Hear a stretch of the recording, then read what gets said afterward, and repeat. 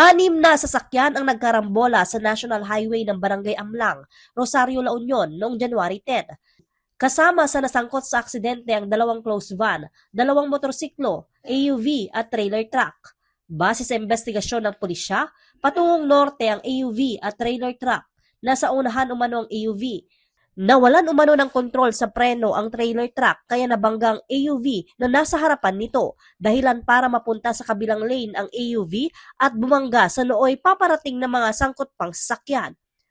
Ito kasing highway natin dyan sa Amlang is prone sa accident area kasi mahaba yan. Yung reach ng road dyan mahaba din, palusong yan, pababa. At minsan, kung hindi tayo nagkakandak lagi ng road obstruction dyan, mas marami talaga ang aksidente dyan. So, nandoon nga, ang lumalabas is parang mechanical error doon sa sasakyan. Wala namang naitalang nasawi sa aksidente. Nagkasundo rin umano ang lahat ng mga sangkot sa aksidente. Noon namang January 12, nasangkot sa aksidente ang isang truck at motorsiklo sa National Highway sa Barangay Camp 1. Galing sa magkabilang direksyon ng driver ng dalawang sasakyan. Bigla umano huminto sa intersection ang driver ng motorsiklo, kaya nasalpok ng truck. Nagtamo ng sugat ang driver ng motorsiklo pero nasawi ang kanyang back ride. Mostly kasi ang na-accident dito sa EOR natin is yung mga bypassers natin. Kasi yun nga, hindi mo na, kahit tayo dyan, pagbago ka sa isang lugar, hindi mo kabisado talaga itong highway natin, di ba? So, ang napakaganda dyan, kung hindi mo kabisado yung highway, magdahan-dahan ka, mas lalo sa cruising, yung sinasabi nating stop, lock, and listen.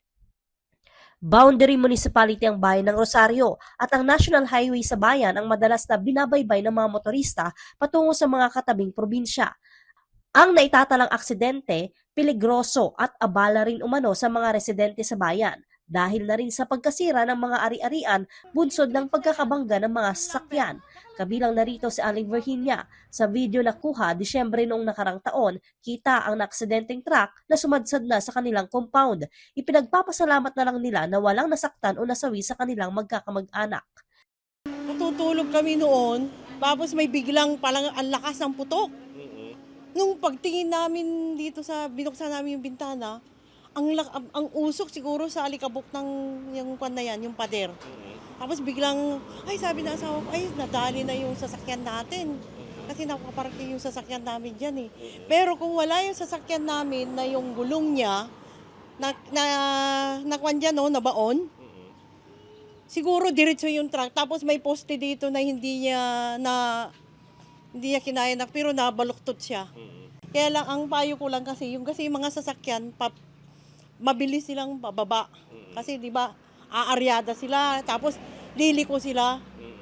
May karamihan dyan sa may paliko, kaya dito. Lagyan pa nila ng ilaw pa, kasi medyo madilim. Tapos, kung anong gagawin nga dyan, anong kasi kahit nilagyan nila ng slow down, hindi pa rin sila nag-i-slow down. Binibilisan pa. Joan Punsoy, Balitang Solid North.